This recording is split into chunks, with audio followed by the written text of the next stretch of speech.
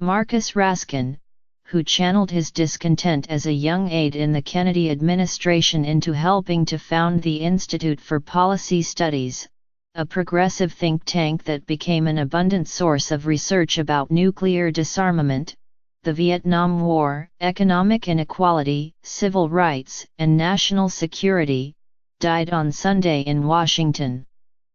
He was 83. The cause was heart failure, said his son, Jamie, a Democratic congressman from Maryland. Mr. Raskin and Richard J. Barnett started the Institute in 1963, fiercely devoted to maintaining its independence by refusing to accept government funding. "We also had an extraordinary conceit," Mr. Raskin told the New York Times in 1983.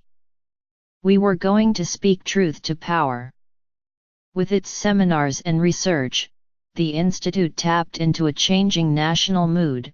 The optimism of President John F. Kennedy's new frontier had yielded to an increasing disillusionment over the government's conduct of the Vietnam War.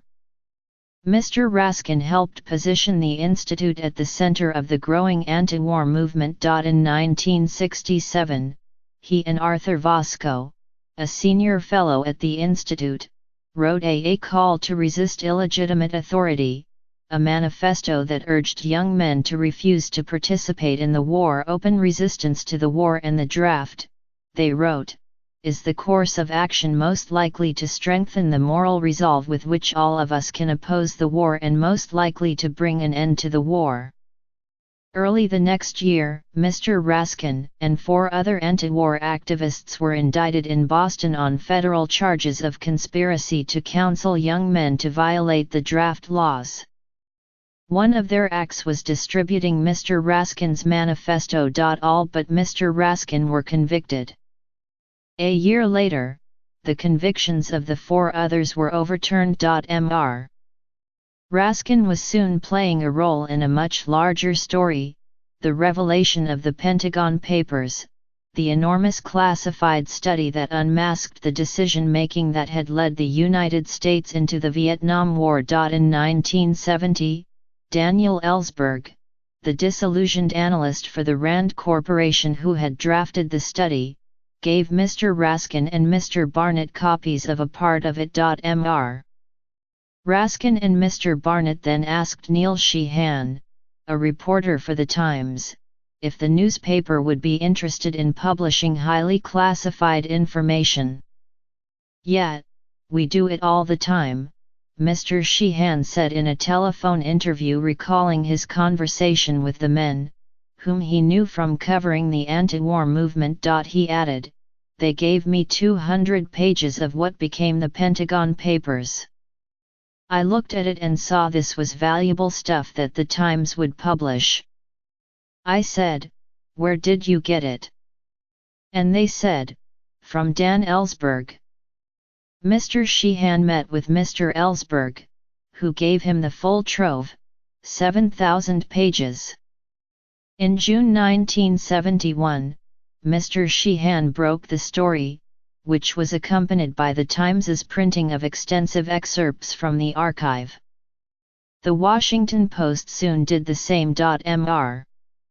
Raskin and Mr. Barnett, along with Ralph Stavins, used documentation that Mr. Ellsberg had given them in writing the book Washington Plans an Aggressive War, a documented account of the United States' adventure in Indochina, 1971. Largely because of its anti-war activism, the Institute was kept under illegal surveillance by the Federal Bureau of Investigation in the 1960s and 70s. Mr. Raskin and Mr. Barnett's names were among many on President Richard M. Nixon's so-called enemies list. Marcus Goodman Raskin was born in Milwaukee on April 30, 1934. His father, Ben, was a plumber, and his mother, the former Anna Goodman, was a seamstress who later worked in her husband's business. A musical prodigy, Mr. Raskin was accepted to study piano at the Juilliard School at age 16 but abandoned a musical career to study politics at the University of Chicago. He later graduated from the university's law school. He never stopped playing the piano, however, and while in Chicago, he tutored the future composer Philip Glass. With him, I started on a real technique, Mr. Glass wrote in his memoir, Words Without Music, 2015, and he was serious about my progress.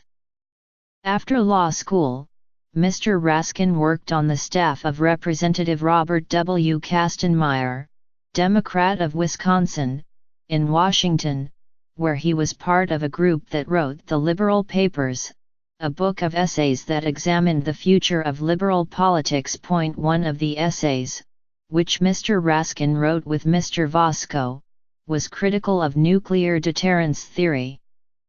It impressed the Harvard sociologist David Reisman, who recommended that McGeorge Bundy, Kennedy's national security advisor, meet Mr. Raskin. Mr. Raskin joined Mr. Bundy's staff on April 17, 1961, the first day of the failed Bay of Pigs invasion of Cuba by an anti-Castro force of Cubans overseen by the Central Intelligence Agency.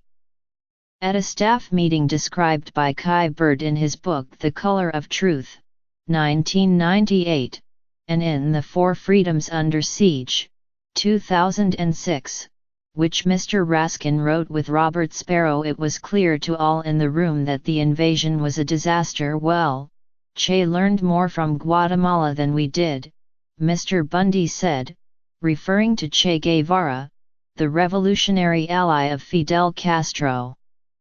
Guevara had been in Guatemala for a C.I.A. coup against its leader in 1953. Mr. Raskin, who was 26, responded, "It's interesting that Che learned from Guatemala, but what have we learned?" Bundy stared at him stony-faced.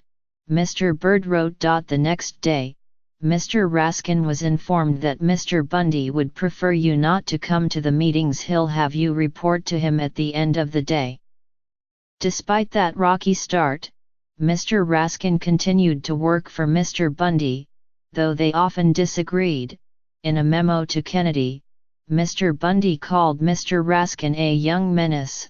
Mr. Bird wrote, Mr. Raskin was moved to the Bureau of the Budget in 1962. Mark had a deep sense of international law, and people like Bundy, who were operators, did not, said Robert Borisage, who followed Mr. Raskin and Mr. Barnett as director of the Institute for Policy Studies after they stepped down in 1978. By the end of 1962, Mr. Raskin and Mr. Barnett, who had been with the United States Arms Control and Disarmament Agency, had left their jobs to raise money and form the Institute.